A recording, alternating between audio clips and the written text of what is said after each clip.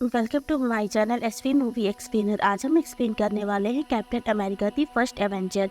ये मूवी 2011 में रिलीज हुई थी। मूवी की स्टार्टिंग में हमें वर्ल्ड वॉर 2 का टाइमलाइन दिखाया जाता है। फिर ईयर 1934 में हमें एक जर्मन साइंटिस्ट दिखाया जाता है और वो अडोल्फ हिटलर से जाकर के मिला था। और एडोल्फ हिटलर ने जर्मन साइंटिस्ट को अपनी टीम में शामिल कर लिया ताकि वो अपनी जंग को जीतने के लिए जर्मन साइंटिस्ट की मदद से काफी सारे वेपन्स को बना सके। और जर्मन साइंटिस्ट जो अब एडोल्फ हिटलर की टीम में था, इसीलिए उसने एक नई हाइड्रा नाम की एक ऑर्गेनाइजेशन शुरू। और हाइड्रा का काम था जर्मन आर्मी के लिए एडवांस वेपन्स को तैयार करना। और साथ ही जर्मन साइंटिस्ट का साइंस, टेक्नोलॉजी और साथ ही साथ माइथोलॉजिकल और साथ ही मैजिक में भी काफी इंटरेस्ट था। और उसका मानना ये था कि अभी भी दुनिया में कुछ ऐसी चीज अवेलेबल है जिसको गॉड ने भी यूज किया है, और अगर मैं उन शक्तियों का पता लगा लूँ तो फिर मैं कोई भी जंग को आसानी से जीत सकता हूँ। और उन शक्तियों के लिए मुझे ताकतवर बनना पड़ेगा। उसके कहने का मतलब ये था कि अगर इन शक्तियों को जो इंसान भी पा लेता है तो उसे पहले से ही काफी ताकतवर होना चाहिए, वरना वो उन शक्तियों को नहीं झेल पाए। उसके बाद हमें ईयर 1940 का सीन दिखाते हैं जहाँ पे अब जर्मन साइंटिस्ट ने एक साइंटिस्ट को किडनैप कर लिया था। उसी समय हमें एक और जर्मन का साइंटिस्ट सिखाते हैं जो एक डॉक्टर था, और उसने एक ऐसा सीरम बनाया था जो कि किसी भी इंसान को मेंटली और फिजिकली काफ़ी ज़्यादा ताकतवर बना सकता था। लेकिन अभी तक वो सीरम अभी पूरी तरीके से रेडी नहीं हुआ था। लेकिन यहाँ पे जर्मन साइंटिस्ट ने उस डॉक्टर से अधूरे बने हुए सीरम को ही छीन लिया था और उस सीरम को अपनी बॉडी में इंजेक्ट कर लिया, जिससे कि अब जर्मन साइंटिस्ट की बॉडी तो काफी फिजिकली फिट हो गई थी, लेकिन उसके चेहरे में काफी चेंजेस आ गए थे और अब उसका चेहरा एकदम से लाल हो गया था, और इसीलिए सब उसे डेड स्कल के नाम से बुलाते थे।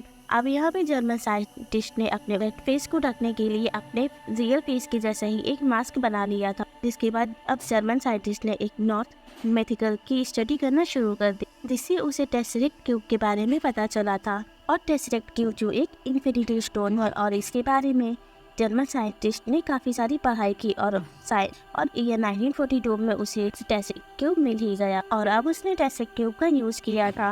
और फिर यहाँ से हमें 1943 का टाइम दिखाते हैं जहाँ पे अब वर्ल्ड वॉर काफ़ी जोरों पे था, और उसी समय एक स्टीव रॉबर्ट्स नाम का लड़का जो आर्मी में शामिल होना चाहता था। स्टीव रॉबर्ट्स जो आर्मी के लिए कुछ भी कर सकता था, उसे आर्मी में भर्ती होना था। वो काफ़ी देशभक्त था, लेकिन उसकी फिजिकल हेल्थ बिल्कुल भी अच्छी नहीं थी, वो काफ़ी कमज़ोर था।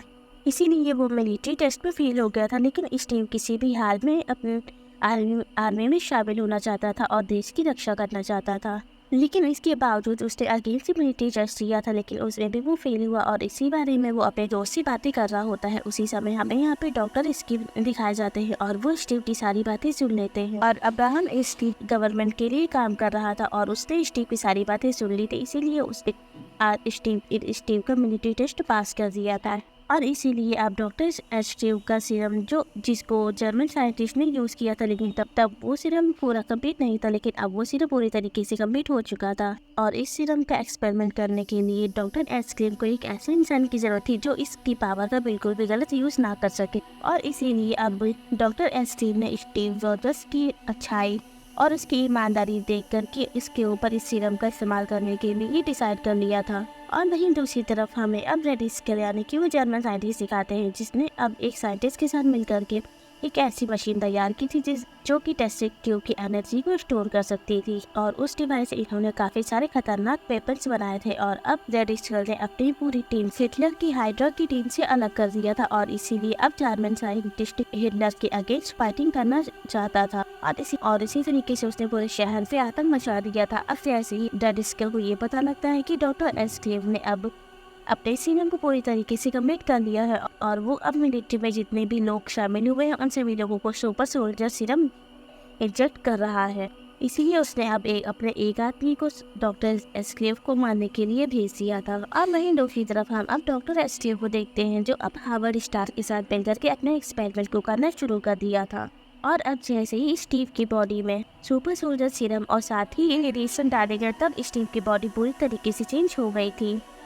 और यहाँ पे अब स्टीव की बॉडी पूरी तरीके से फिट हो गई थी और उसकी जो बीमारी थी वो भी अब खत्म हो चुकी थी। उसी समय यहाँ पे अब रेडिस्कल का भेजा हुआ आदमी आ जाता है जो अब डॉक्टर स्टीव को जान से मार देता है।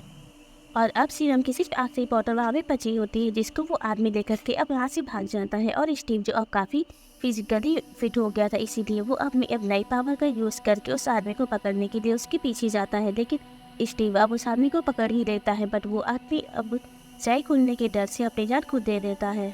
और जो सीरम की आखिरी बोतल थी वो भी वहीं पे गिर जाती है और गिर करके वो पूरी गिर टूट जाती है। और यहाँ पे अब स्टीव जो काफ़ी फिजिकली फिट था इसीलिए वो एक सुपर सोल्जर बन गया था।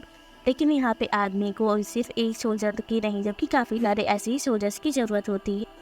लेकिन अब डॉक्टर एस जो अब मर चुके थे और उनकी अब सीरम की बोतल एक भी नहीं बची हुई थी, इसीलिए मिलिट्री वाले अब स्टीव को यहीं पे छोड़ के चले जाते हैं ताकि अब डॉक्टर स्टीव की लेबोरेटरी में जितने भी साइंटिस्ट होते हैं वो सभी स्टीव की बॉडी का यूज़ करके उसी के जैसा भी सारे सीरम और बना सके।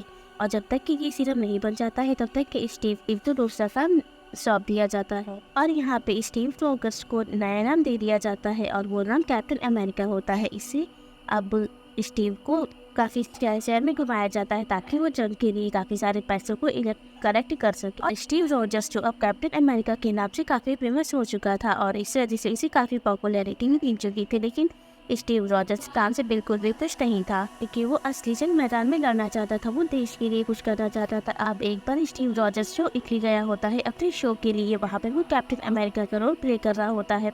उसी समय स्टीव रॉजर्स को पता चलता है कि उसका दोस्त बकीबान जो हाइड्रा के खिलाफ जंग लड़ने गया था और अभी तक वो वापस नहीं आया है, वो तभी से लापता है। और अब स्टीव अपने दोस्त बकीबाज को ढूंढने की हाइड्रा की कंपनी में अकेले ही घुस जाता है। और यहाँ पे स्टीव रॉजर्स अपने दोस्त बकीबाज को देखता है और उसकी जान बचा लेता है। साथ ही वो यहाँ पे काफी सारे मिलिट्री के और भी सोल्जर्स होते हैं जो फंसे होते हैं, वो उनको भी यहाँ से छुड़ा के ले जाता है। अब वहीं पे रेडिस्टर जो अब हाइड्रा कंपनी के जितने भी सोल्जर्स होते हैं उन सभी लोगों को कमजोर पड़ता हुआ देख करके अपनी कंपनी पे ब्लास्ट करवा देता है ताकि उसके जो जिस्म उससे उनकी खुफिया जानकारी ना मिले।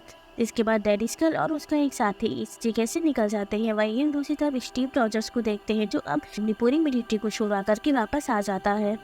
और इसकी बहादुरी देख करके अब मिलिट्री के लोग स्टीव को अपनी आर्मी में शामिल कर लेते हैं।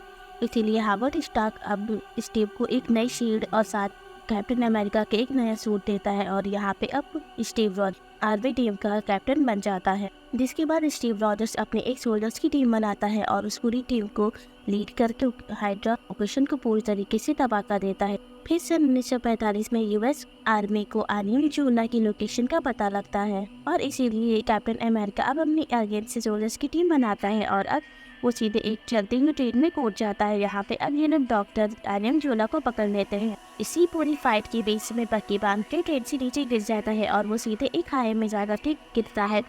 अब डॉक्टर आर्यन जोला जो अब मिलिट्री के लोगों को बताता है कि रेड स्कर्ट जो अब अमेरिका के काफ़ी बड़े बड़े शहरों में एक बॉम्ब ब्लास्ट करने वाला है और इसीलिए स्टीव रॉजर्स अब अपनी पूरी टीम के साथ हाइड्रा के मेन हेडक्वार्टर पे अटैक करता है। लेकिन यहाँ पे रेड स्कर्ट जो अब एक बड़े से प्लेन में एक बॉम्ब लेकर के और साथ ही टेस्ट ट्यूब को लेकर के वहाँ से निकल जाता है। और यहाँ पे स्टीव रॉजर्स जो अब रेड स्कर्ट प्लेन का पीछा करता है और रेड स्कर्ट प्लेन में चढ़ जाता है। यहाँ पे रेड स्कर्ट और स्टीव रॉजर्स के बीच एक बहुत बड़ी फाइट होती है। इसी बीच अब टेस्ट ट्यूब का कंटेनर जो ओपन हो जाता है और रेड स्कर्ट जैसे ही अब टेस्ट ट्यूब को अपने हाथ में लेता है तब उसके बॉम्ब होने से रेड स्कर्ट दूसरे प्लैनेट में पहुंच जाता है और रेड स्कर्ट के बुरे कामों की वजह से उसे श्राप मिला था। वो अब बॉर्मेज के प्लैनेट पे हमेशा के लिए कैद हो गए और अब उस प्लेन से रेड स्कर्ट गायब होने की वजह से स्टीव रॉजर्स अपने न्यूक्लियर बॉम्ब से भरे हुए प्लेन में अकेला होता है। यहीं पे टेस्ट ट्यूब जो अब प्लेन से नीचे गिर जाता है और स्टीव रॉजर्स को पता होता है कि वो अब अमेरिका की इस गैरिश सोसाइटी में प्लेन को नहीं लैंड कर सकता। उस प्लेन को लेकर के सीधे आर्कटिक में पहुंच जाता है और वहाँ जाकर के वो अब बर्फीली पहाड़ियों में प्लेन को लैंड करता है जिससे कि अब प्लेन वहीं पे जम जाता है और बर्फ में जमने की वजह से प्लेन के साथ साथ न्यूक्लियर बॉम्ब भी ब्लास्ट होने से बच जाते हैं। लेकिन इस प्लेन में स्टीव रॉजर्स भी होता है जो अब उन्हीं बर्फ के पहाड़ियों में जम जाता है और यहीं पे यूएस मिलिट्री जो अब कैप्टन अमेरिका को ढूंढने के लिए निकल पाती है। लेकिन उन्हें कहीं भी कैप्टन अमेरिका नहीं मिलता है उन्हें टेस्ट ट्यूब मिल जाता है लेकिन उन्हें अभी भी कैप्टन अमेरिका नहीं मिलता है। जिसके बाद हम अब 2011 में शिफ्ट करते हैं। यहाँ पे हमें कुछ साइंटिस्ट सिखाए जाते हैं जिन्हें अब आर्कटिक की बर्फीले पहाड़ियों में वो प्लेन मिल जाता है और साथ ही उस प्लेन के साथ ही उन्हें अब उसी प्लेन के अंदर कैप्टन अमेरिका की बॉडी मिलती है। लेकिन हैरान करने की बात ये थी कि कैप्टन अमेरिका अभी भी जिंदा था क्योंकि कैप्टन अमेरिका के अंदर सुपर सोल्जर सीरम था जिसकी वजह से वो मरा भी नहीं था और ना ही उसकी उम्र बढ़ी थी